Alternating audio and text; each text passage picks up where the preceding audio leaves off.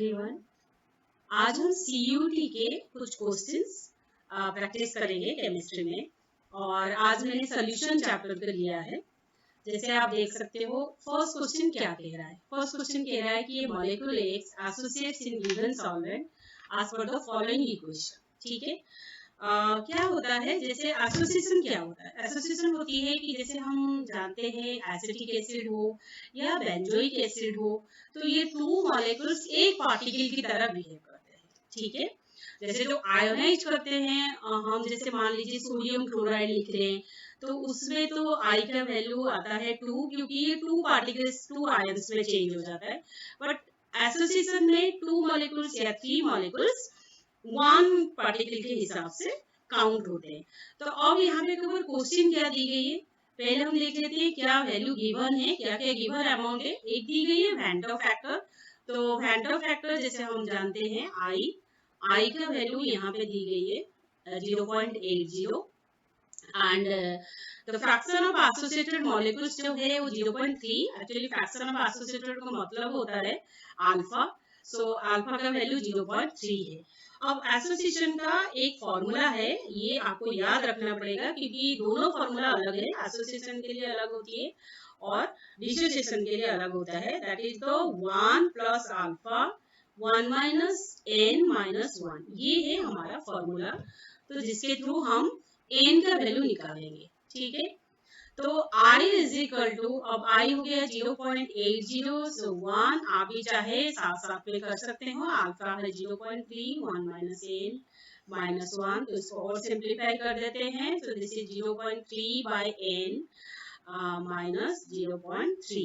ठीक है, तो इसको ऐसे करते हैं, 1 माइनस 0.3 हो गया 0.7 plus 0.3 by n। So 0.8 is equal to 0.7 plus 0.3 by n। अब इसे अगर इस साइड ले जाते हैं, so 0.1 is equal to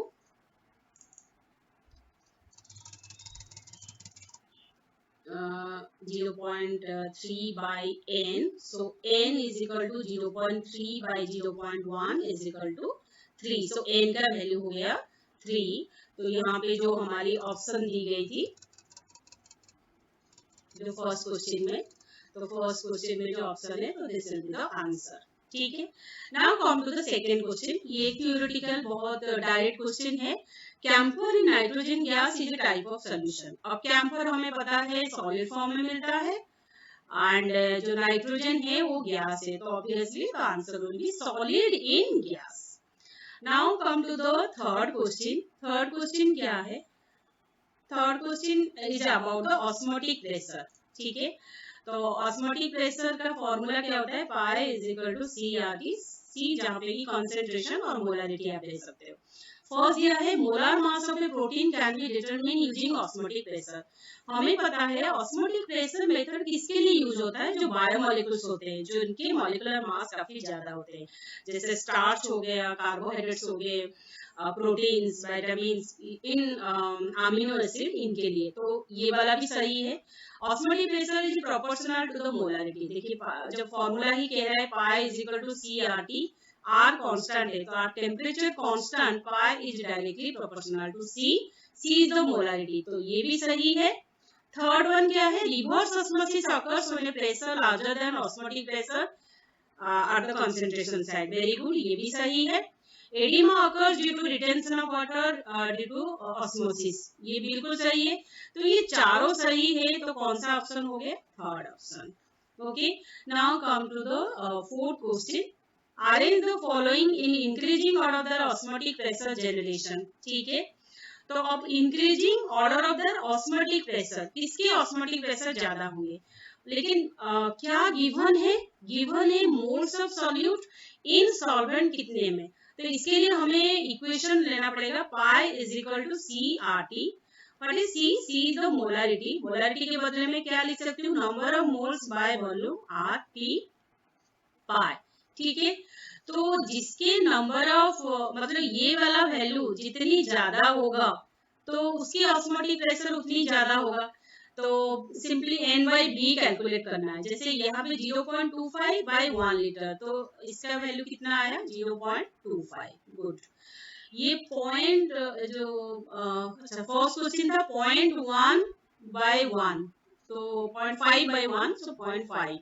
ठीक है, तो ये 0.25, ये 0.5, फिर नेक्स्ट क्या आ गया 0.1 बाई 0.01।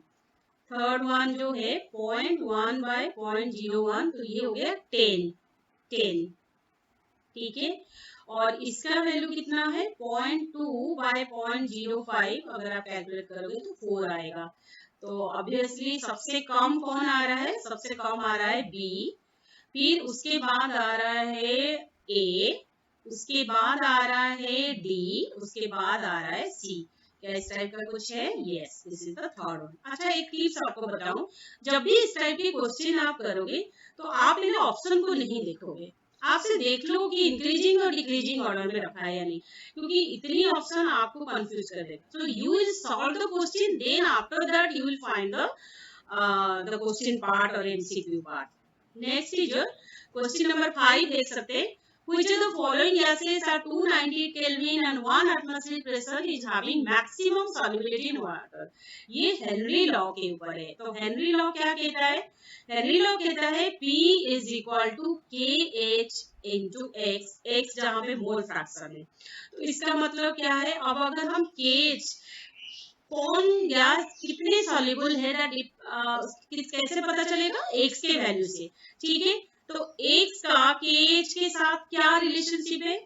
ठीक है, तो X will be P by KH, that means inversely proportional to है। ठीक है, तो solubility एक टाइप का देखा जाए inversely proportional to KH का वैल्यू है, राइट। तो जिसकी मैक्सिमम सॉल्युबिलिटी पूछा है, तो जिसका KH वैल्यू सबसे कम होगा उसकी सॉल्युबिलिटी ज्यादा होगा। किसकी कम है? ऑब्वियसली मिथानॉल का। The answer only the first one. Okay, now the next question जो है एक प्रैक्टिस क्वेश्चन है। So this is your which of the following solvent is having lowest ebullioscopic constant? ebullioscopic constant क्या होता है? आप formula देखो, डेल्टा टीबी बाई केबीएम। तो जहाँ पे मोलर एलिवेशन कांस्टेंट हम लेते हैं, ये केबी को हम ebullioscopic कांस्टेंट कहते हैं। तो जिसका बॉइलिंग पॉइंट जितनी ज्यादा होगा, ठीक है, तो उसकी ebullioscopic कांस्टेंट जो होती है वो आपका, क्योंकि डेल्टा टीबी कैसे होता है, आप नॉर्मल के साथ कितनी इंक्रीज होते हो, राइट। तो जितनी ज्यादा आपकी बॉइलिंग पॉइंट होगा उतनी ज्यादा केबी का वैल्यू, लेकिन उसने पूछा है लोएस्ट, तो सबसे कम किसका है? So this is your di ethyl ether, so this will be the answer. And last question, molar elevation constant लीजिए, this is also called a molar elevation constant और ebullioscopic constant। एलिवेशन हमेशा boiling point में होता है, freezing point में तो depression होता है। तो molar elevation constant is ebullioscopic। तो आप देख रहे हो ये प्रीवियस ईयर के क्वेश्चन है, कुछ तो बिल्कुल थियोरेटिकल क्वेश्चन आ रहे हैं और कुछ थोड़ा सा न्यूमेरिकल, ऐसा नहीं कि बहुत बड़े बड़े न्यूमेरिकल है, बट हाँ जो नॉर्मल फॉर्मूला होते हैं हमारे एनसीईआरटी में उससे हमें याद करके जाना पड़ेगा और रिलेशनशिप उसी से हमें एस्टेब्लिश करना